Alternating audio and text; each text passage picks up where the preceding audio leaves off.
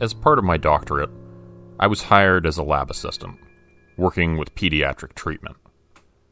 We were working on a paper measuring the exposure effect of a potential contaminant, while my colleagues were working on the measured effects on adults and the elderly.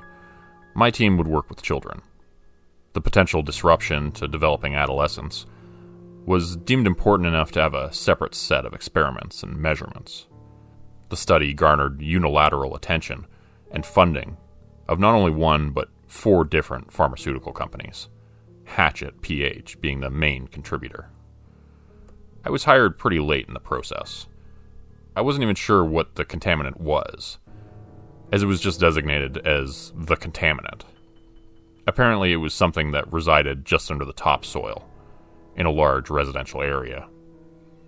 To not taint our measurements, me and my colleagues were given minimum information about the symptoms to look for and what to expect. Instead, we were provided a set of experiments and willing participants.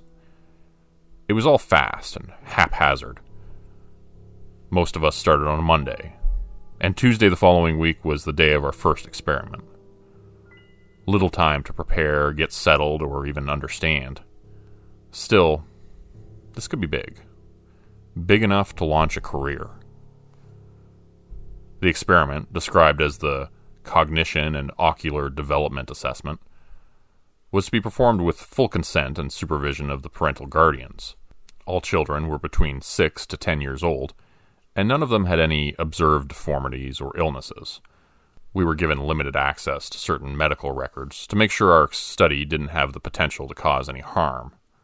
Then again, I'd read the experiment checklist, and there was nothing that could damage anyone. If anything, I argued the results would be pretty much useless. As Tuesday came around, me and my 2 colleagues had prepared as best as we could. The 3 of us would put 1 participant each through a series of tests. The CODA, or Cognition and Ocular Development Assessment, was 3 tests over a total of 3 hours.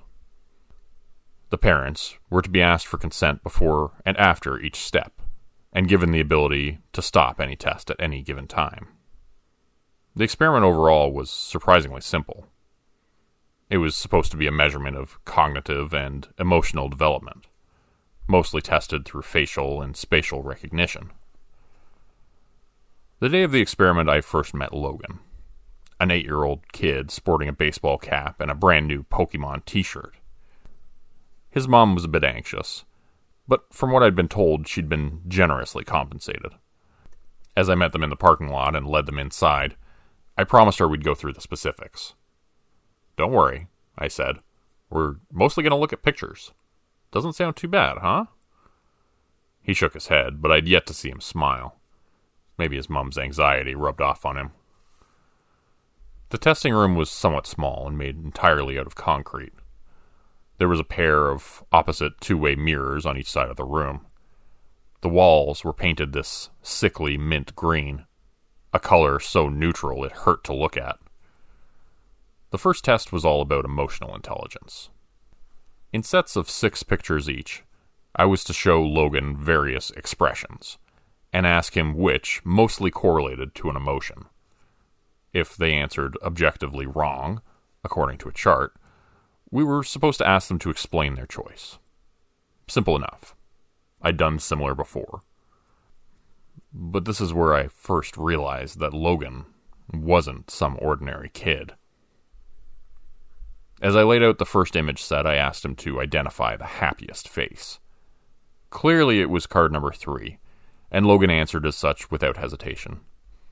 In the second image set, he was asked which one was the saddest. Again, it was number 3. He answered correctly, again. In the third picture, the 6 pictures were a wild mix. Some sad, some happy. One guy was sleeping in the corner. "Which one is the angriest?" I asked. There was a correct answer, number 4. A woman furrowing her brow and exposing her teeth. Yet Logan looked at them all for a long time. "Number 6, he said finally, pointing at the sleeping man. "How come?" I asked, following protocol. It's complicated. They almost killed his mom. The kid seemed almost distant, staring at the picture. What the hell? He answered the rest of the questions flawlessly, but that answer stuck with me. Such a strange reaction. Not only did he answer wrong to an obvious question, but it was also such an odd explanation. Logan himself seemed to have trouble finding the right word for it. The second test was similar, but there were new cards. In sets of 3, Logan was supposed to explain each emotion presented by the people in the pictures. Happy, sad, angry, scared. It was similar to the first test, but much more detailed. For every image, there would be a description and a short explanation given by the participant. We pressed forward. First 3 cards, no problem. Happy, happy, sad. Easy explanations. Second set of cards, same result. Surprised, sad, sad. But when the third image set came along, I didn't know what to say. 3 people, all completely neutral, not a single emotion on their face. They looked almost computer-generated. Logan didn't skip a beat, though. She's scared, he said. She doesn't know why she's doing this. And, what about this one? Oh, he's hungry. He just doesn't show it. Hungry? Is that an emotion? Yeah, he's really hungry. Dangerous. And the third one? Logan took a long, hard look. After a few seconds, he looked up at me, almost like he forgot about the picture for a while. Okay, I think he's Obstin. Obstin? Yeah, Obstin. What do you mean? That's what he is. I don't know a better word for it. So why is he, Obstin? He saw something he shouldn't have. We continued with several more image sets, and Logan gave mostly ordinary answers. But every now and then he'd throw in something absurd sounding. Obstin was the first, but there was also adder, galled, and srit. The descriptions were outlandish and frankly nonsensical. Adder. He stared too long into the light. Galled. He didn't go swimming, but his feet are still wet. Srit. He fell between the cracks. By the time I was about to start the third experiment, I had a few moments alone with Logan's mom. Still anxious, she held her arms close to herself and didn't meet my eyes. "We'll be done in a bit," I said. "He's doing great." He's such an imaginative child, you know? She nodded. He makes up things all the time. You should see his drawings. Does he have any trouble at school? No, not really, no. She smiled. Well, mostly not. Some of the other kids can get a bit creeped out when he starts making things up. I checked the clock. It was time to start the final experiment. All kids have a quirk or two. I smiled back. That's what makes them kids. The final experiment was about recognizing places rather than people. One by one, I was to show Logan pictures of various places. Ordinary places like supermarkets, playgrounds, and factories. They were pretty easy to recognize. First, I'd show him the pictures. Then I'd ask him to describe the scene. Logan didn't seem to mind. The pictures themselves were easy for Logan to recognize. One by one, he explained what he saw. Factories with lots of cars parked outside. Empty playgrounds.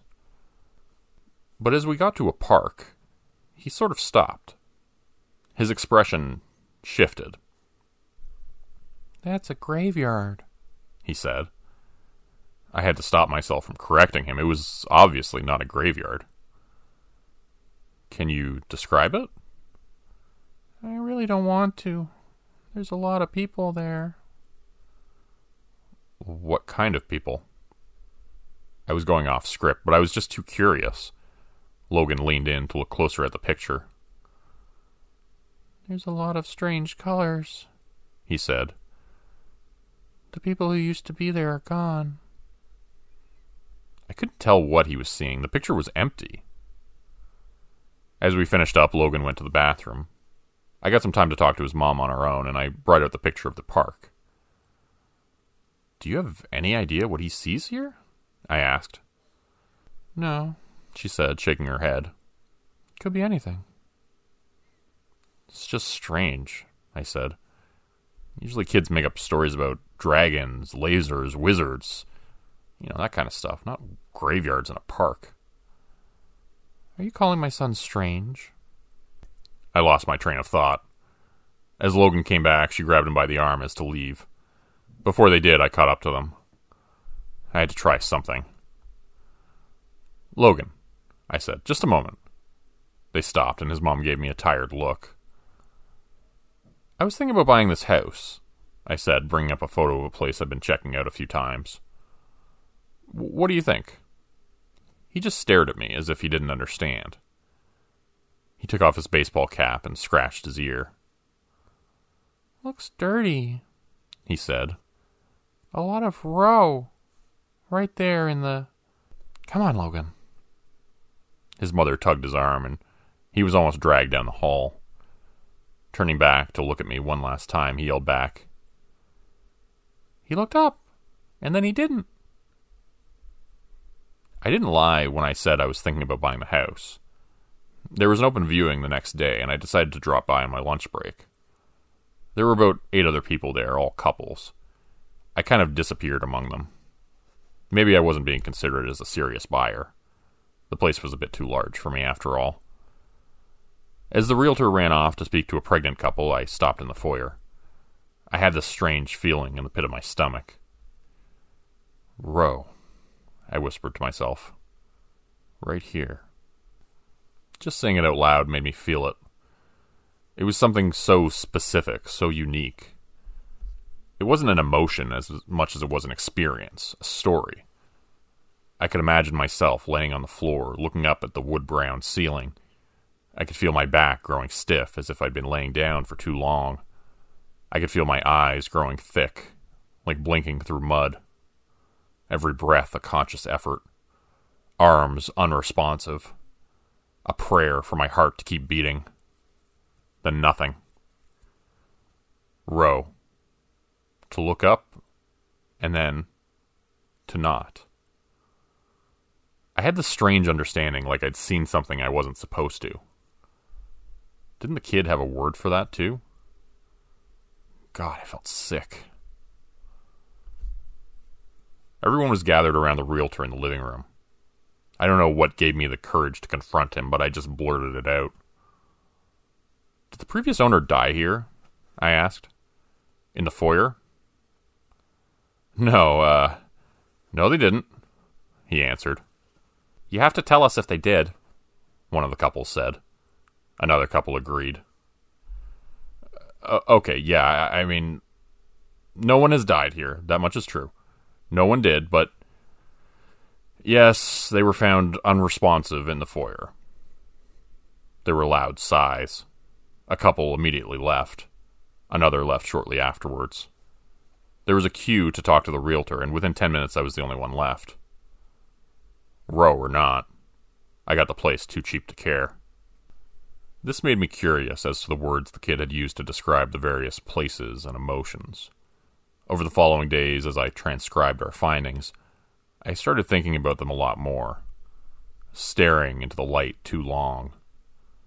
To get wet feet without swimming. It was all just cryptic nonsense. But what I'd felt that first night in my new house, that was Row. I could feel it. It was the right way to describe it. One night, as I stood in the bathroom, I thought about the word adder. It was what Logan had used to describe staring into the light for too long. It felt fitting, but I didn't know if I'd experienced it. I tried looking up into the bathroom light and just saying it out loud, but I didn't get the same feeling as when I'd said Row in the foyer.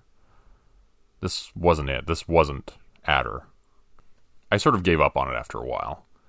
But as I was watching TV, the thought came creeping back to me. There was a news segment about a patient with severe brain damage. A woman who couldn't breathe on her own or speak. She was aware, in a sense, but completely imprisoned in her own body.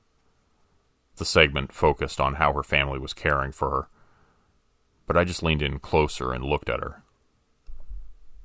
At her, I whispered to myself. That's it. And it was, no question about it. She was at her from staring into the light too long. I could feel it, understand it. Over the next couple of days, I started chasing galled. The word meant someone whose feet were wet, despite not swimming. It took me a while to get this one, but I finally found it in a newspaper article online. I found galled from reading about a man who had died from an overdose down at the beach. His body had apparently choked itself, causing him to sweat to death. As he was homeless and living close to the beach, he'd been found by a couple of teenagers building a sand castle. But that feeling of drowning on dry land next to the ocean, that was galled. With the right word, I could feel it. I could empathize. In my mind, I could be there with him. But the final word I'd noted, srit, that was a difficult one. Over several days, I looked all over the internet. I searched forums, read obscure articles ranging back to the 90s. But I just couldn't shoot blindly into the web and hope for the best. I had to find out more, get something substantial. That thought made me take a step back. What about the photos? The photos we had shown Logan in the first place. Who were the people in the photos? I checked the inventory list for the experiment. Most of the cards were just mentioned as a number and an emotion, but I noticed that some of the faces were repeated with the same actors. All the cards which Logan had gotten right were repeated at least once, but the weird ones? Those were unique faces. The lighting was different. They didn't show any particular emotions. They were just strange people, a bit off. I took a few photos with my phone and tried to do an image search. I couldn't get a single hit. These pictures simply weren't available anywhere online. The ordinary emotions displayed could be found on various stock image sites, but not the strange ones that Logan pointed out. Finally, after a few hours and dozens of pages clicked through, I did find a picture that looked like one of the models, but in a completely different setting. And this was freaking weird. The picture I found online was from a social media profile. The profile, in turn, portrayed the user page of the very same homeless man that had drowned in his own sweat from an overdose. The same one I just read an article of. But the article was written just a few days prior, and the picture must have been taken at least weeks ago.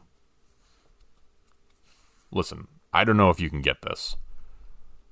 What Logan did was to perfectly describe, using one of his made-up words, was exactly what was about to happen to that man. The man who galled, who overdosed on the beach. I mulled the whole thing over in my head countless times and finally just gave up.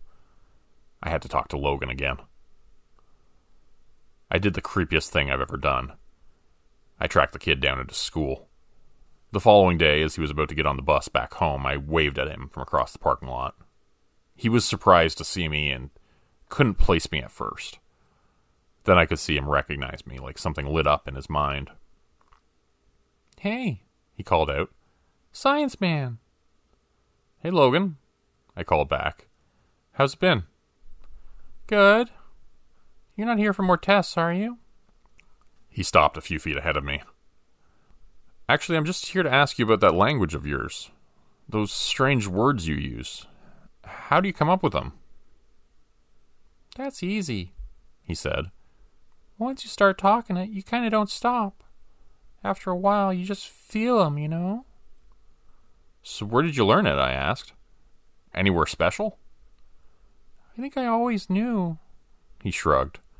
"Like it's weird, like listening, but not to a sound, but like a color. It's just sort of there. Inside." "So you can always see it? Because sometimes you said people in pictures were just happy or sad, ordinary things."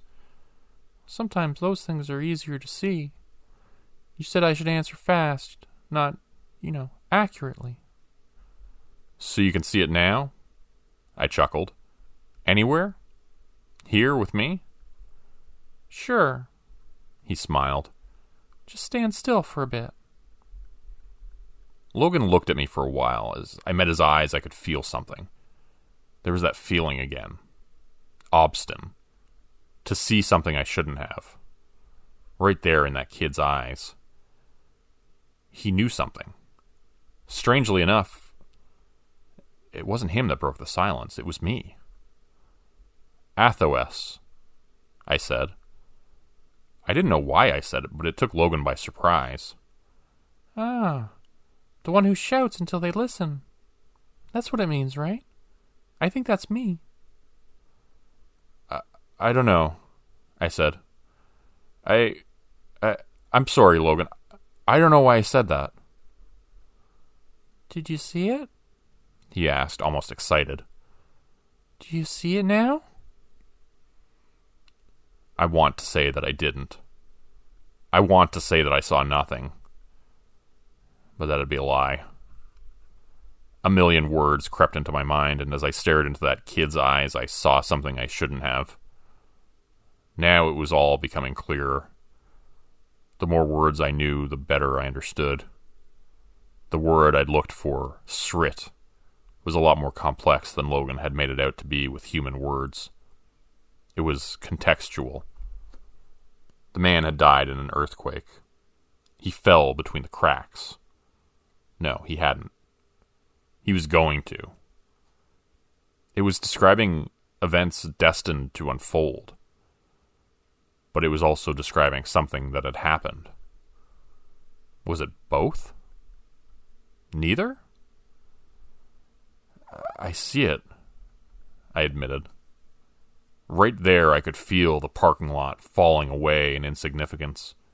With a single unspoken word we could tell each other infinite things. These mundane expressions were just the tip of the iceberg, a dumbed-down shadow of what was truly being said. The words told us of things that were, things that could be, and things that currently were. And in that moment of silence, of understanding, I heard the vibrant colors so clearly I could almost see them. They were piercing into my mind, forcing themselves into my understanding, screaming to me that once you understand something, you can't unlearn it. I forgot to breathe, as to not accidentally say something I shouldn't. You were talking about the picture I held up in the test. You were looking at me, I said with nothing but a shallow breath. Obstin. I'm Obstin. You didn't even look at the picture. He didn't have to answer. I knew it was true. It was written into the word itself that my realization would come. Then, as possibilities came rushing towards me, I could feel an enormous weight come down on me. My mind couldn't take it. My body was shutting down as I fell to my knees, screaming until my neck felt raw. The world started to fade as my heartbeats swallowed my hearing. I have a hard time describing what happened next. When I closed my eyes, I'd see millions of possibilities. Mostly pain, suffering, and terror. My own thoughts and emotions multiplied like a torch in a hall of mirrors. I'd see myself waking up in my own bed, only to get murdered by 1,000 different weapons. I'd see myself drowning in my bathtub, breaking my neck, falling down the stairs. Death. So much death. And then, in the blink of an eye, I'd be in the back of an ambulance, feeling the residual effect of a defibrillator on my chest. As I blinked, the ambulance burst into flames. The driver crashed into a tree, someone carving their initials into my chest with a scalpel. None of it was real.